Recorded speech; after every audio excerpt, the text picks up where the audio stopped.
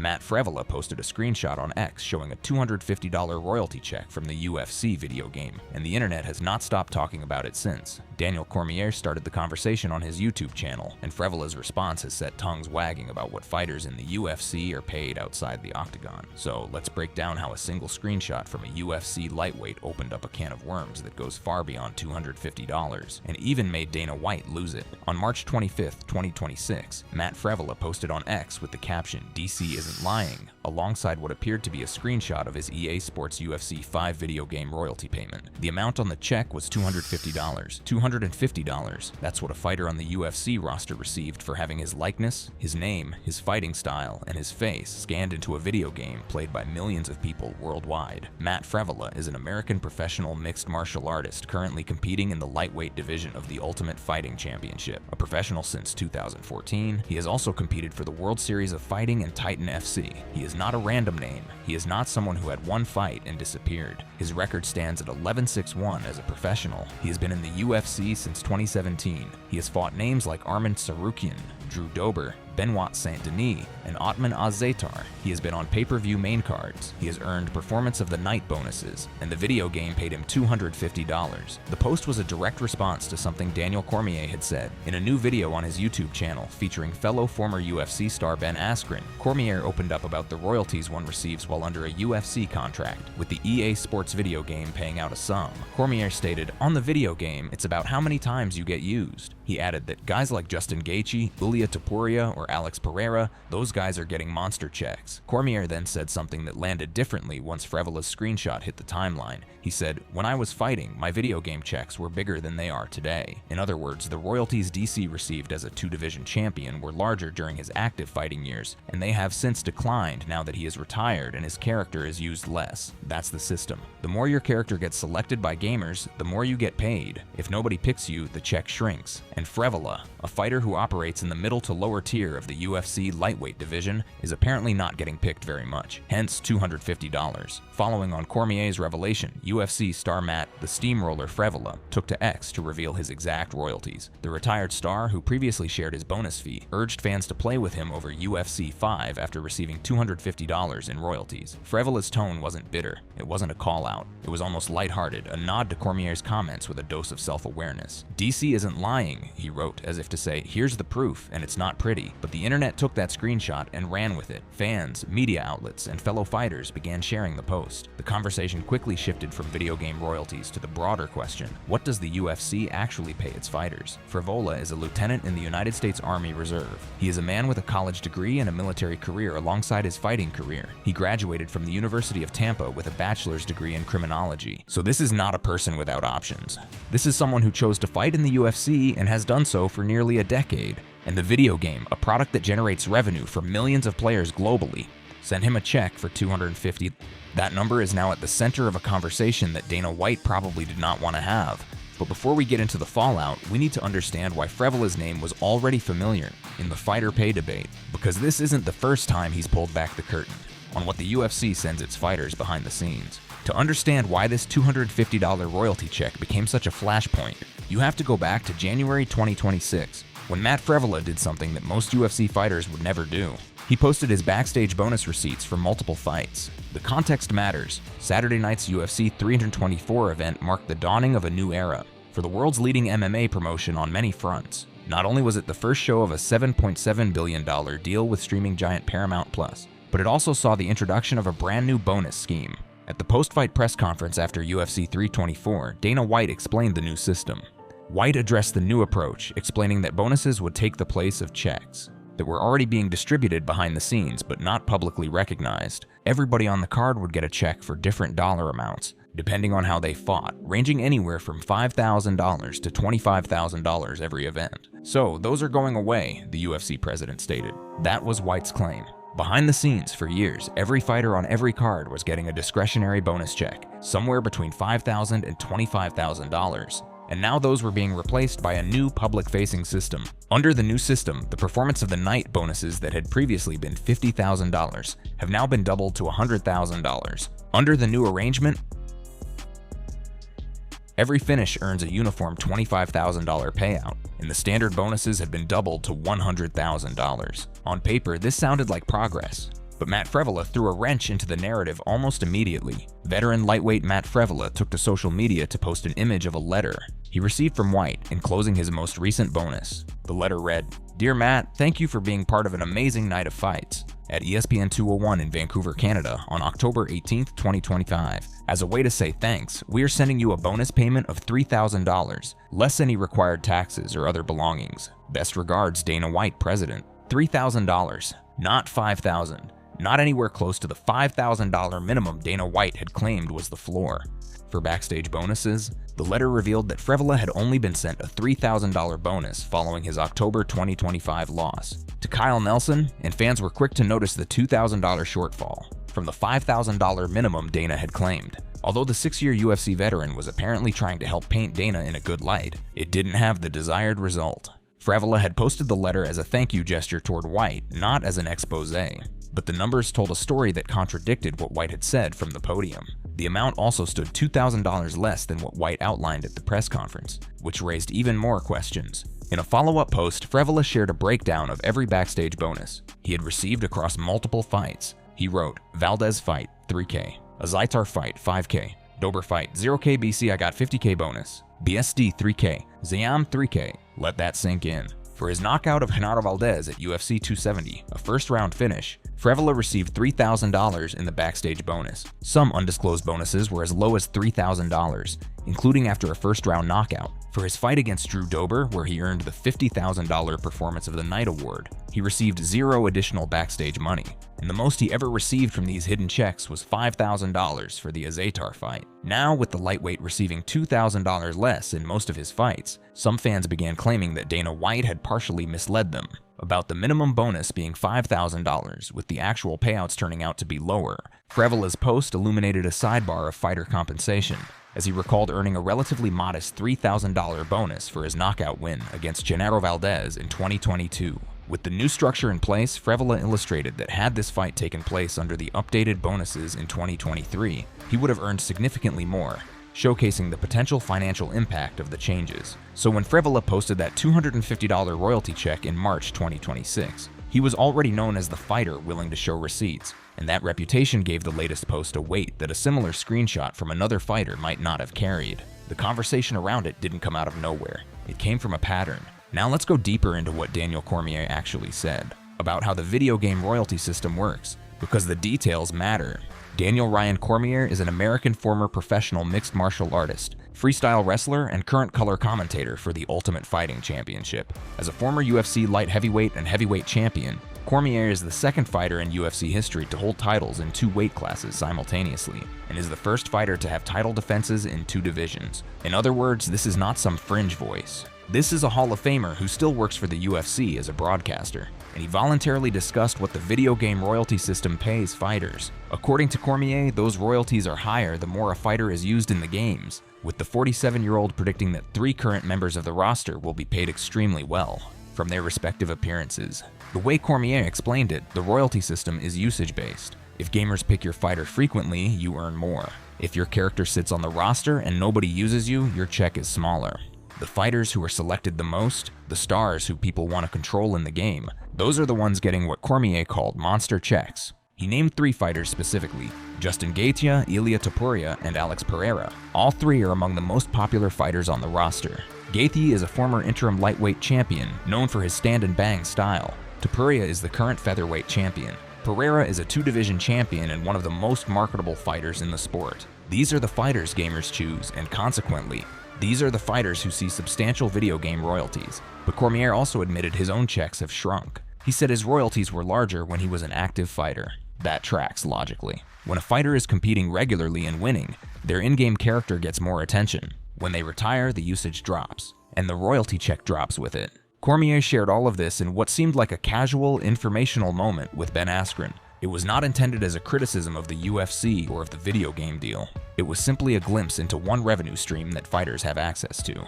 But then Frevola responded, and the casual nature of the conversation evaporated. $250, that's what the usage-based model produced for Matt Frevola. A fighter with 18 UFC appearances. A fighter with first-round knockouts on his record. A fighter who has been in the video game for years. The conversation on social media became about the scale. If Daniel Cormier, a Hall of Famer, noted that his own checks had become smaller since retirement, what does the bottom end of that scale look like? Frevola answered that question, and the answer was 250. Now consider what the EA Sports UFC franchise generates. The UFC 5 game was released in October 2023 and has been a significant title for EA Sports. The game uses hundreds of fighter likenesses, their names, their faces, their fighting styles, their statistics. All of that is intellectual property the fighter contributes to the product. And for many fighters outside the top tier, the royalty check is a rounding error. In their annual finances, Cormier's initial fee for his first fight with Jon Jones included $80,000 to show, $80,000 to win, and the same figure from his short sponsorship,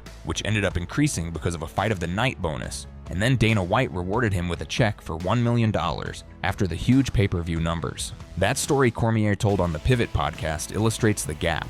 At the top, the UFC can be extremely generous. Dana White handing out million-dollar checks to top-level stars, who drove massive pay-per-view numbers, but at the middle and lower levels, the picture is different.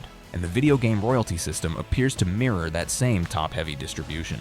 For context, Frevola was born and raised on Long Island, New York, and began competing in sports from a young age. He played football, lacrosse, wrestling, and baseball. He was selected to compete on Dana White's Contender Series 8 on August 29, 2017. Frevola defeated Isser Jose Flores via second-round submission and was awarded a UFC contract. This is someone who earned his way onto the roster. He wasn't handed anything, and the system sent him $250 for his video game likeness. The $250 royalty check and the $3,000 backstage bonuses are just the visible edge of a much larger issue. UFC fighter pay has been the most debated topic in combat sports for years, and in 2026, the conversation is louder than ever. In February 2026, TKO said the UFC generated $502 billion in revenue in 2025. A few months earlier, Paramount agreed to pay $7.7 billion over 7 years for exclusive US UFC rights from 2026, which works out at about $1.1 billion a year on average. Those numbers are staggering. The UFC is a multi-billion-dollar business, generating more revenue than it has at any point in its history. And the new broadcast deal with Paramount is the single largest media rights agreement in combat sports history. A promotion bringing in more than $1.5 billion a year and heading into a $7.7 billion US TV deal. We'll always face the same question. If the money is growing this fast, why does the fighter share still feel so small? Here's the core of the issue. Despite generating $775 million in the first half of 2025 alone, fighters still receive approximately 13 to 18% of total revenue. The NBA, NFL, and NHL all pay athletes 48-50% through union-negotiated deals. That is the comparison that never goes away. In every major North American professional sport, the athletes receive roughly half of the revenue. In the UFC, the figure has hovered between 15 and 20% for over a decade. During the antitrust lawsuit Lay vs. Zuffa, court filings revealed that UFC fighters' share of company revenue ranged from 18.6% to 20.5% between 2011 and 2013. That case settled in August 2025 for $375 million, covering more than 1,000 fighters who competed between 2010 and 2017. The antitrust lawsuit was supposed to be a reckoning.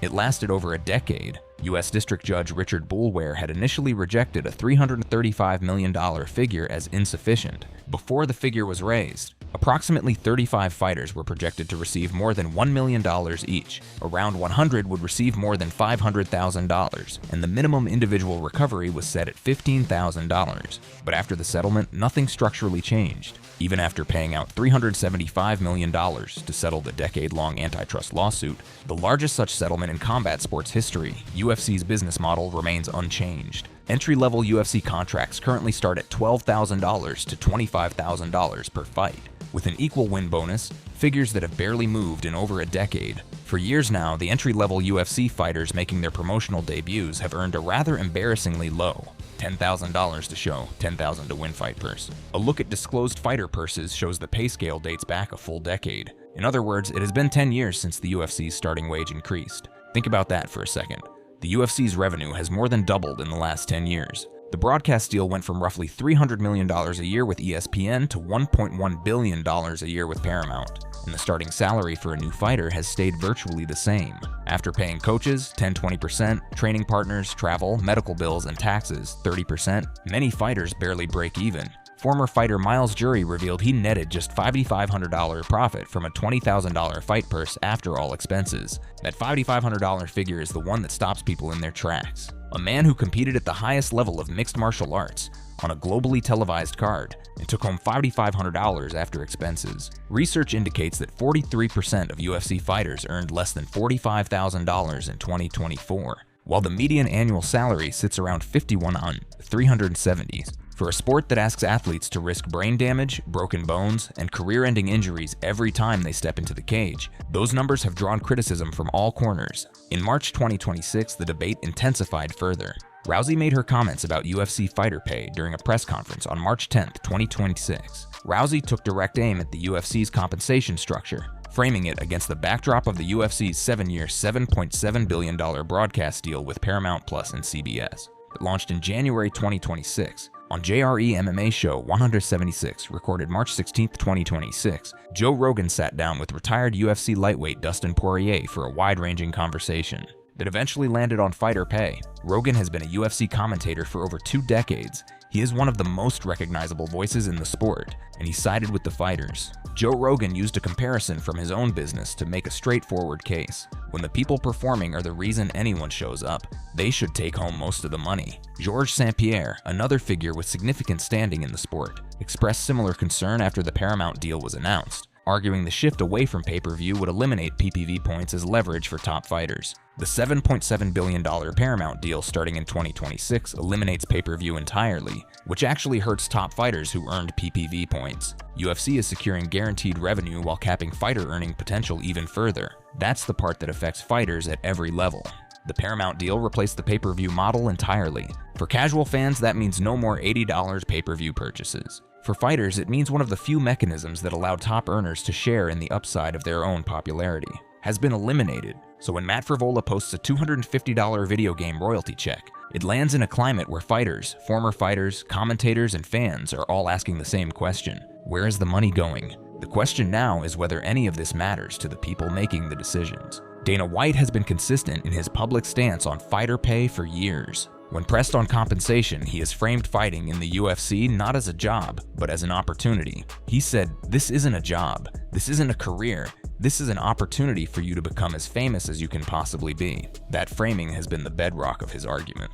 The UFC provides the platform, the exposure, the global reach. Fighters are supposed to leverage that exposure into sponsorships, media opportunities, and post-career earnings.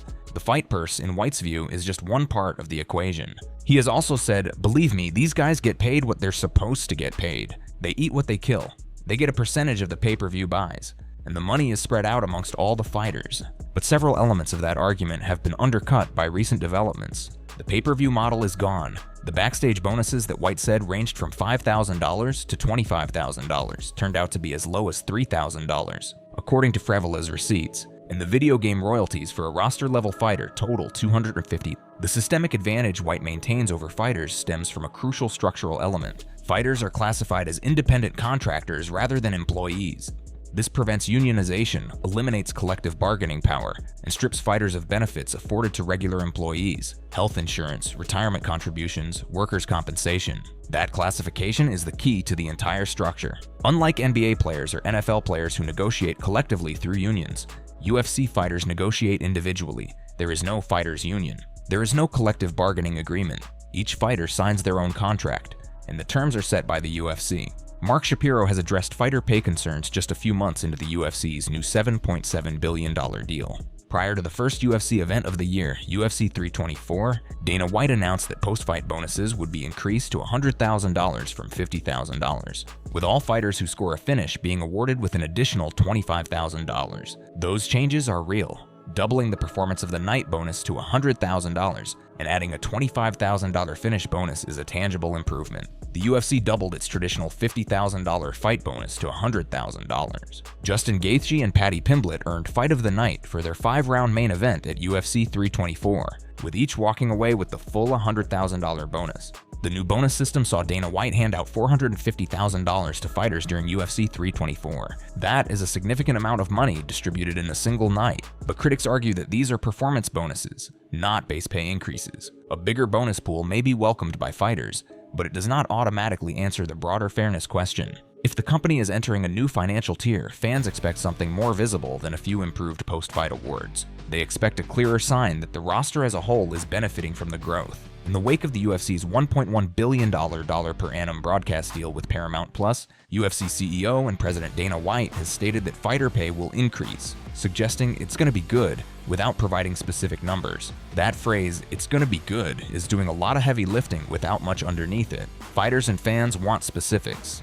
They want to know if the base pay for entry-level fighters will increase beyond the $10,000 to $12,000 range it has been stuck at for a decade. They want to know if the revenue share will move closer to what athletes in other major sports receive. And after seeing Frevola's $250 video game royalty check, they want to know whether the video game licensing deal is structured to benefit the fighters whose likenesses make the product possible. If fighter pay wasn't already something that was consistently scrutinized, Zuffa Boxing's recent $15 million signing of Conor Benn only heightened that. Following his signing, former UFC champion Sean O'Malley questioned it, claiming that he doesn't even know who Benn is. UFC welterweight contender Michael Page also shared his extremely disappointed reaction to the news, questioning why UFC fighters aren't provided the same luxury.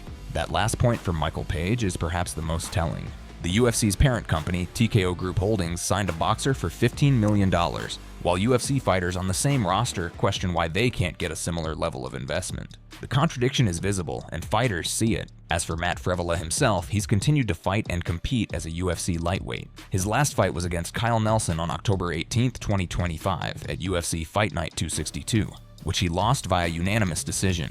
His record in recent years has been tough. He lost to Benoit Saint-Denis at UFC 295 via knockout in the first round. He lost to Fares Ziam at UFC Fight Night 243 by knockout in the third round. 3 losses in a row puts any fighter in a precarious position. But Frevola keeps showing up, keeps fighting, and keeps posting his receipts. Frevola, known as the Steamroller, is an outspoken advocate for fighter pay and used his platform to emphasize the importance of visibility in earnings. He expressed gratitude towards White for the decision to eliminate undisclosed checks previously dispersed to fighters, asserting that making these bonuses public not only promotes transparency, but also encourages fighters to perform at their best. That's the part that makes Frevola's role in this conversation unique. He is not coming from a place of hostility toward the UFC or toward Dana White. He posted the original backstage bonus letter as a thank you. He posted the $250 royalty check with humor. He's not trying to burn the bridge, he's just showing what the bridge looks like from his side. And that honesty, that transparency is what makes each of his posts land the way they do. Because the numbers speak for themselves. A $1.5 billion revenue year, a $7.7 billion broadcast deal, and a $250 video game royalty check for a fighter who has bled in the octagon 18 times. Whether Dana White responds to this latest post remains to be seen. What's clear is that every time a fighter like Frevola shows a receipt, the gap between the UFC's wealth and its fighters' compensation becomes harder to ignore. The conversation isn't going away. If anything, it's gaining momentum. At $250 at a time, the full picture is becoming visible to everyone watching.